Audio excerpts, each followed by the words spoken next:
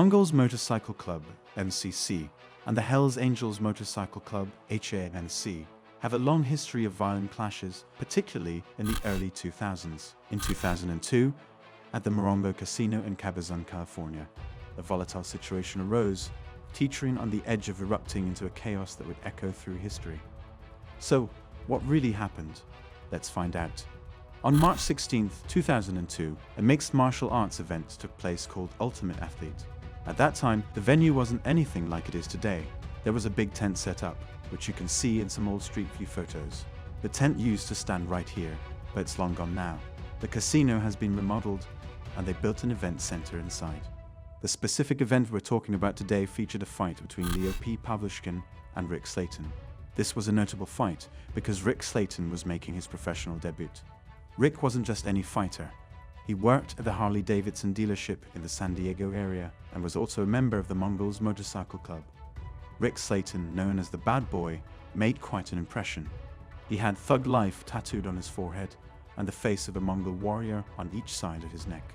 His affiliation with the Mongols, described by law enforcement as one of the most violent outlaw motorcycle clubs in California, added to his tough persona. Rick didn't hold back in his pre-fight talk. "I'm here to kick my opponent's ass," he declared confidently. He predicted a bloody match, but he was clear about one thing: the blood wouldn't be his or his opponent's. The atmosphere around the fight was charged, with everyone eager to see if Rick, the Bad Boy Slayton, could back up his bold words. This fight remains a memorable part of the event's history, showcasing the raw intensity and drama that only a debut fight with such a character could bring.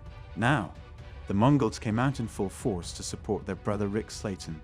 Estimates suggest around 250 Mongols attended the event, along with regular citizens and other MMA fans. It was a packed house with close to 3,000 people there to watch the fights. As the fight between Leo P. Pavlushkin and Rick Slayton started, tensions were high. Early in the match, Slayton reportedly kneed his opponent in what some considered a low kick. About a minute later, he did it again, and this time the fight was stopped. The crowd, which included the 250 Mongol bikers, was not happy with the stoppage.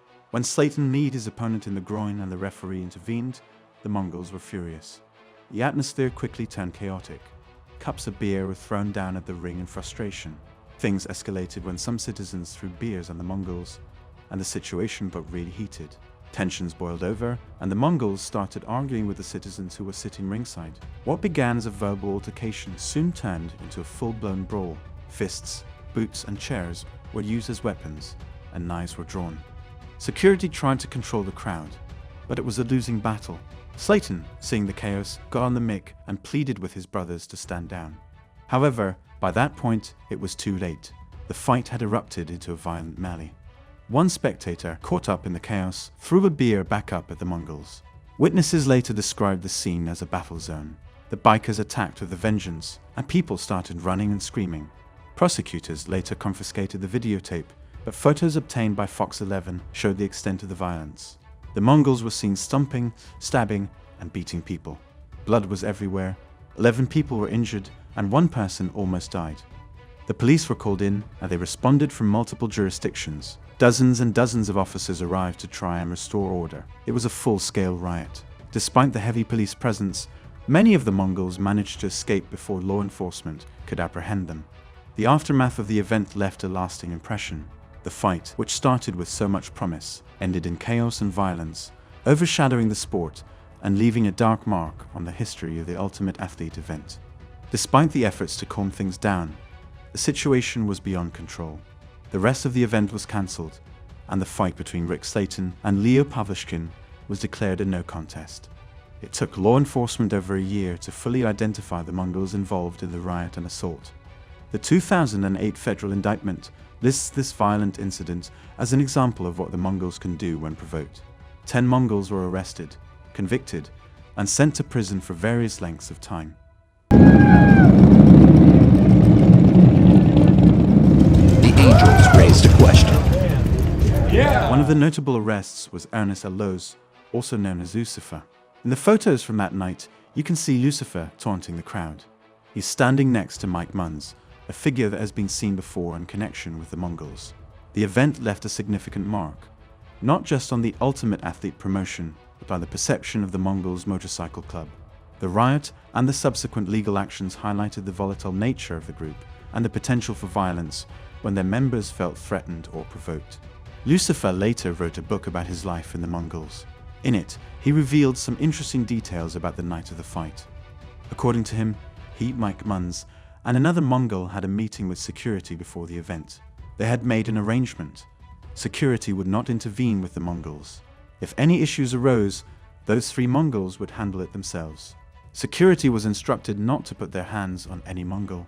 Lucifer also shared that as the Mongols were leaving, he handed his cuts, their vests, to another Mongol and said he'd pick them up later in Palm Springs. He wanted to go up into the crowd, into the general admission area, to watch how the police responded to the situation.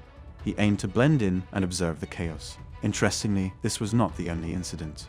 Back in April 2002, at the Loudon River Run in Nevada, things got really intense when the Mongols and Hells Angels clashed. What started as a regular event turned into a tragic scene with 3 bikers dead and 12 others injured. One Mongol, Anthony Bronson Barrera, was stabbed to death by a Hells Angel, and 2 Hells Angels members ended up shot dead. The bad blood between these 2 gangs had been brewing for a while. They've been fighting over territory and trying to show who's boss. For instance, the Mongols wearing the California patch on their jackets was like waving a red flag in front of the Hells Angels. It was basically saying, "This is our turf now." This simple act of wearing a patch caused a lot of tension and violence. But it's not just about patches and turf wars. These guys have been in serious legal trouble too. In 2018, the Mongols faced a big federal trial aimed at taking down their club name and disrupting their operations. The trial shed light on their alleged involvement in drug dealing and violent attacks, like the River Run riot in 2002. This trial was a major effort by law enforcement to crack down on their activities. And it's not just other bikers they're getting into it with. In 2023, there was this crazy video from Cabazon showing Mongols members going after regular people with weapons, causing a lot of chaos and damage.